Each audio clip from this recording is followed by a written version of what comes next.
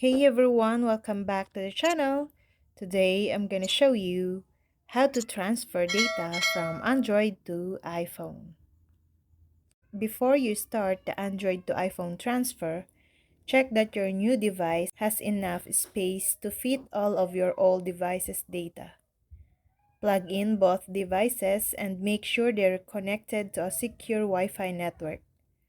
Then back up your Android phone to Google Drive. Sign out of RCS, Rich Communication Service on Google Messages. Now that you've backed up your old phone, it's time to start moving your files. The easiest way to do this is to use the Move to iOS app. You can download the app to your Android phone from the Google Play Store. It all works wirelessly, so you don't need any cables to transfer your data. You can only use this transfer method before you set up your phone. If you've already completed the setup process, you'll either have to start again or transfer your files manually. Here are the steps. First, plug in both devices and connect them to your Wi-Fi network. Second, go to the Play Store on your Android phone and download the Move to iOS app. Turn on your iPhone and select Move Data from Android.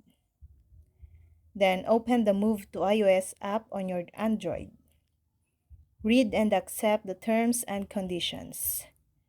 Then wait for the Move from Android screen on your iPhone. Then select Continue. Wait for the one-time code to appear on your iPhone. Then enter it on your Android phone.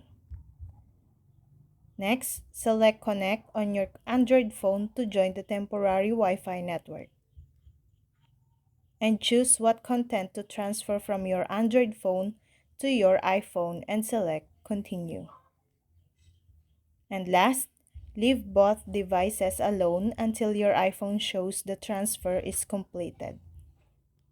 And that's all. I hope this video helped you guys. For more videos, subscribe to our YouTube channel. Thank you for watching. See you again.